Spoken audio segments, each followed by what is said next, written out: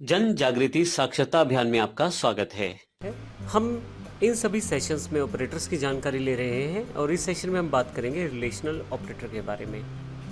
Relational operator, यदि आप variables के बीच में कंडीशंस को चेक करना चाहते हैं, जैसे कि आप चेक करना चाहते हैं क्या एक वेरिएबल दूसरे वेरिएबल से बड़ा है, या आप ये चेक करना चाहते हैं क्या दोनों बराबर हैं, या पहला वेरिएबल दूसरे वाले से छोटा है, ऐसे काफ़ी सारी कंडीशंस को आप रिलेशनल ऑपरेटर के साथ चेक कर सकते हैं। यदि आप ये चेक करना चाहते हैं कि क्या दो वेरिएबल्स इक्वल हैं, उसके लिए आप डबल इक्वल के साइन का प्रयोग करें। ऑपरेटर का नाम है इक्वल टू। अब यहाँ देखिए आपके पास एक्स और वाई को कंपेयर किया गया है। अब यहाँ ध्यान रखिएगा, अगर दो इक्वल लगाए जाते हैं तो उसका मतलब कंपैरिजन से है, सिंगल इक्वल का मतलब असाइनमेंट से है। असाइनमेंट ऑपरेटर हमने पिछले सेशन में किए हैं। यहाँ पे हम बात कर रहे हैं इक्वालिटी चेक करने के लिए इक्वल ऑपरेटर की। तो दो बार ये लगाना पड़ता है, तो ये चेक करेगा कि क्या एक्स वाई के बराबर है या नहीं है।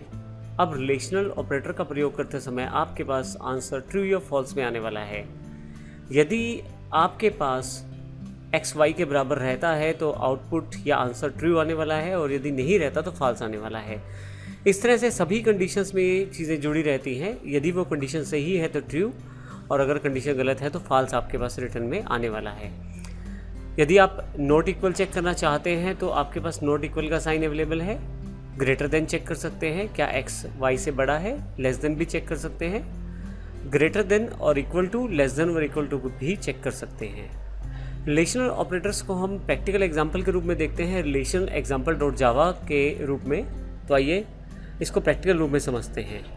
अब यहाँ पे हमारे पास रिलेशन एग्जाम्पल डॉट जावा के नाम से फ़ाइल है, जिसको मैंने पहले से ही ओपन कर लिया है।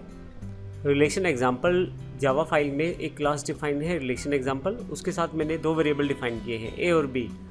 मैं सभी रिलेशनल ऑपरेटर इस पर लगाकर देखना चाहता हूँ, तो उसके लिए मैंने सबसे पहले डिफाइन किया है ए और बी का वैल्यू क्या है, ताकि आपको क्लियर रहे जब आप आउटपुट देखें। सबसे पहले मैं इसे रन कर लेता हूँ। तो नीचे की तरफ आप देखें तो आपके पास यहाँ दिखाया जा रहा है कि ए 10 है और बी 20 है। सबसे पहले हम ए और बी के इक्वालिटी चेक करते हैं, क्या ए बी के बराबर है, नहीं है, तो इसलिए यहाँ पे फॉल्स आउटपुट है।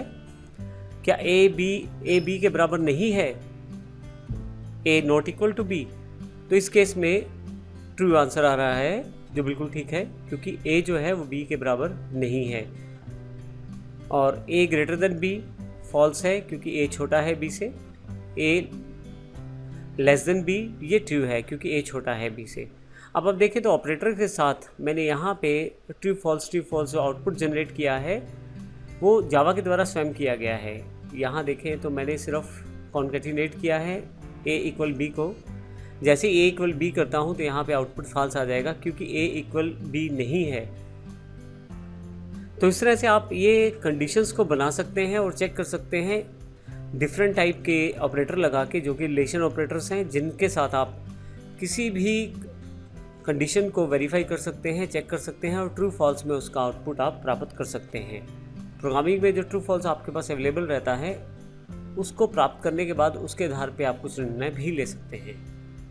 तो इस सेशन में हमने रिलेशन ऑपरेटर को देखा है और देखा है किस प्रकार से आप कंपैरिजन कर सकते हैं वेरिएबल्स में। नेक्स्ट सेशन में हम लोग लॉजिकल ऑपरेटर्स की बात करेंगे और देखेंगे लॉजिकल ऑपरेटर को किस प्रकार से प्रयोग किया जाता है और प्रैक्टिकली उसको किस प्रकार से हम कार्य कर सकते हैं जावा में। धन्यवाद।